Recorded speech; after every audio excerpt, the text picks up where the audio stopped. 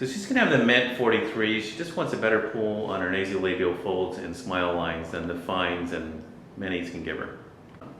So these are the folds she dislikes at the beginning. They're not bad, but they do bother her, so she'd like to see them a little better. So you can see the 2 entrance sides and the temporal hairline, and this is where the 4 exits are going to be around the mouth to get the smile lines and jowls, and they're symmetrical and the hair is parted. I like to use a lot of numbing for the mint lift. It's basically the secret to no pain and no bruising, especially in this temporal area. I'm using the 30 gauge needle there than the 25 gauge needle. And it doesn't make it the whole 5 inches, so then you can use a spinal needle, which also won't make it the whole distance, but it'll get closer. And you go onto each line, and I'm using the whole vial of 0.5% lidocaine 1 to 200,000 epinephrine, and then I go onto the face to get the rest of it, because I told you that was about a 5-inch distance. These needles are really more than 3.5 inches. And then when it's all blanched, you know it is numb, and that it's not going to bruise.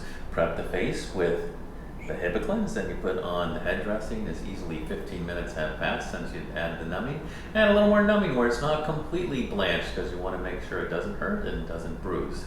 Then I make these 1.5 millimeter incisions, about 1.5 centimeters apart. I added a little more local there because after I made the punch incision, it bled a little bit. Then I put a little pressure. Then you put the needle hole. You're not actually driving this very deep at all. It's easy to get the fascia. You don't want to cut the muscle and give her couple weeks worth of headache. This way they just get a headache for the day.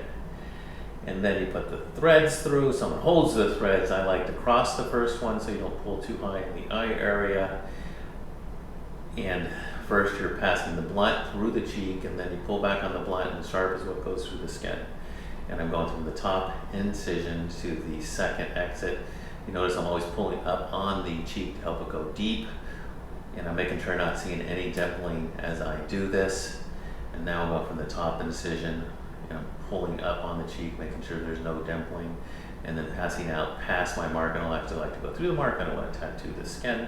And then last one, once again, you're going to see me pulling up on the soft tissue, going deep, but painlessly deep. And especially over the product, you got to be more careful. That last one, I make sure there's no hairs in there. I pull them out if they are. And then you ring the soft tissue up on the barbs. Then you press a lot on the skin, so you make sure you get all the extra barbed thread, and then you release any obvious dimples. And then you basically just do the same thing on the other side. Once again, you're not trying to drive this needle too deep. It's easy to get the fascia.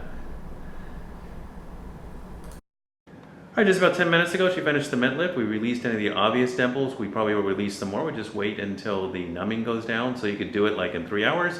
You have a good 24 hours to get it. It's 2 days after her mint lift. I did release 6 hours later when the numbing was gone. Haven't had to do any release since then. She just had a little headache in the temples that night, and otherwise she's been fine.